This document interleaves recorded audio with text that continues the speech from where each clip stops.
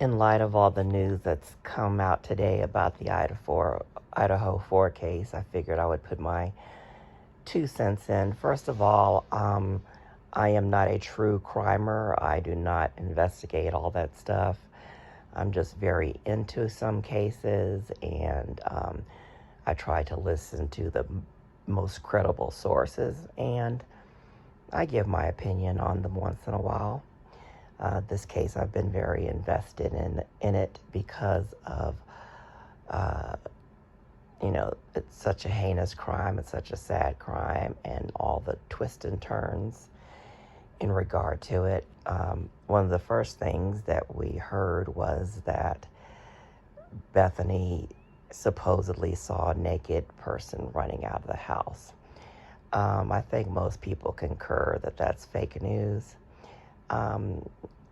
I doubt something huge like that would have been leaked to the Mirror. They're like a, Inquirer tabloid type news source, so they're not credible. So I doubt it's true. And if it were true, it would be absolutely horrible, because that would mean that she saw someone too running out the house, and especially naked. That would be just super, super suspicious. And then she didn't call the police either, and no one called the police until almost 9 hours. So if that were to be true, then that would make her and Dylan both pieces of crap for not calling 911. So I don't believe it's true. If it is, it's absolutely horrible, to have two people in the house that heard and saw things and didn't have the decency to call 911. So I don't think it's true. The second thing is, we heard the defense dropped the subpoena for Bethany to have to come in and testify. It would be bad to have to drive that far, fly that far, to present the information that she had. I think she should do it, though, but I think it's going to end up being more of a win-win that the defense and her lawyer were able to compromise and not force her to come, because that would look bad for the defense. So this way, it looks good for both of them. They're going to get a testimony, or do an interview with her and get the information that she has, and not force her to travel. So it's a win for both of them. They look good for not forcing her, and, she looks good for actually doing the interview and not hiding like she originally was going to try to do. I hope that she will be truthful. I really hope so. I don't have a feeling that her or Dylan are going to be truthful. I don't think Dylan's story is truthful at all, because she had two different stories. And there will never, ever, and let me repeat again, there will never, ever be an excuse good enough for waiting so long to contact the police, and she didn't even do that. There will never be a good enough excuse for that. But I'm very anxious to find out what Bethany has to say, and I hope she will be truthful. I just still don't think we'll ever find the real, complete truth in this case.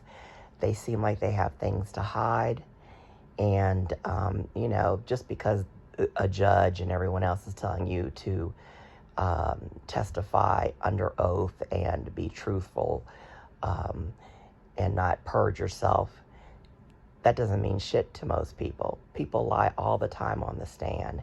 If you never, ever tell your truth to no one, then how is the judge going to find out that you purged yourself? So, with this case, we're going to have to take everything with a grain of salt. We don't know anything about Dylan or Bethany. We don't know what type of people they are, if they're decent people or not. So, we'll just have to wait and see.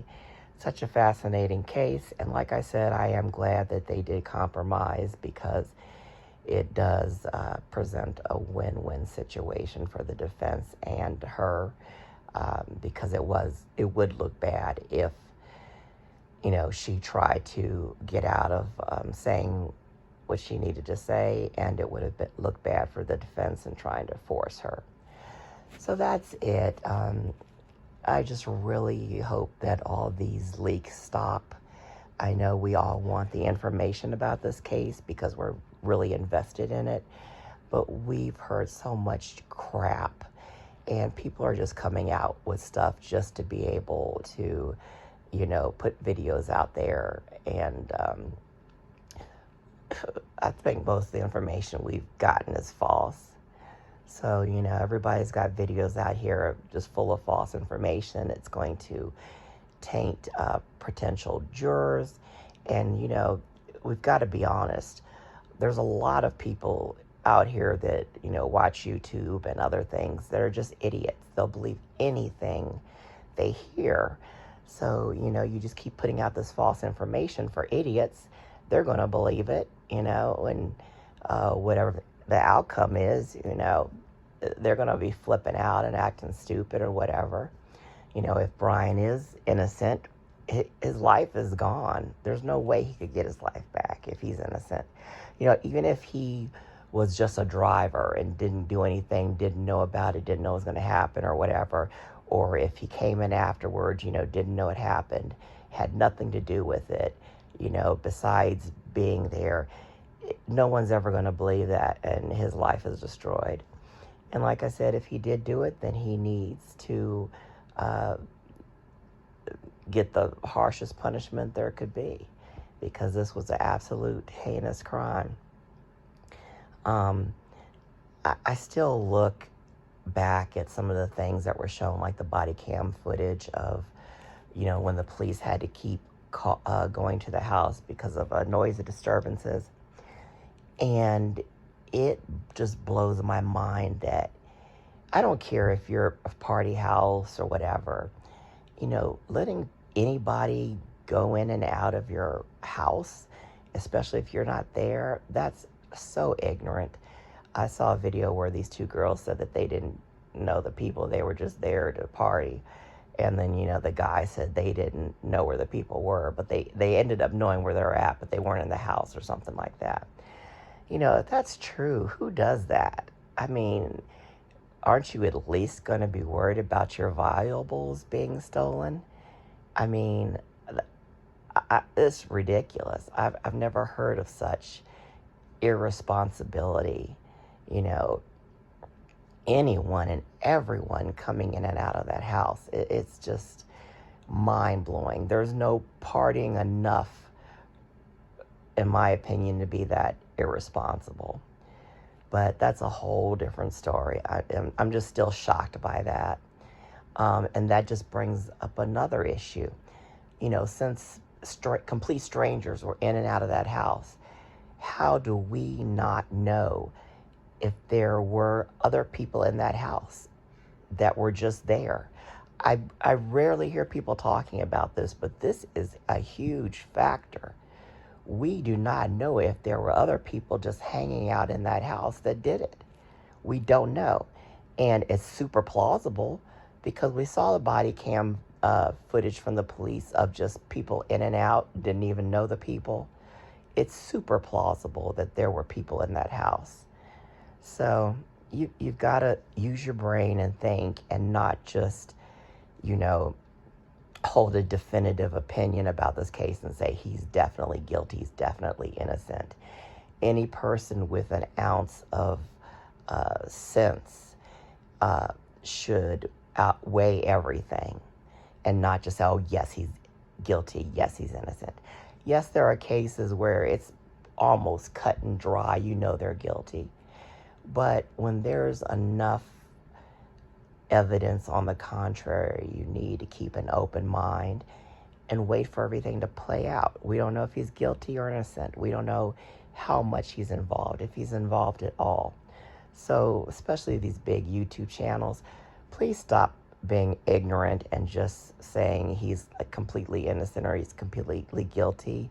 A lot of people, like I said, low information, low IQ people will believe anything they hear. So you've got to be responsible about what you say, because we don't know if he's innocent or guilty. You know, in this country, it's usually guilty until proven innocent, when it should be innocent until proven guilty. So hopefully we'll find out the truth about this case. I just thought it was interesting what came out today. Like I said, that seems like fake news about Bethany seeing a naked person run out, and then the news that she will just be interviewed and don't have to travel. So I just wanted to put my 2 cents in. Thank you for watching this video. Hit that like button and that subscribe button. And I hope you have a great day or evening wherever you are.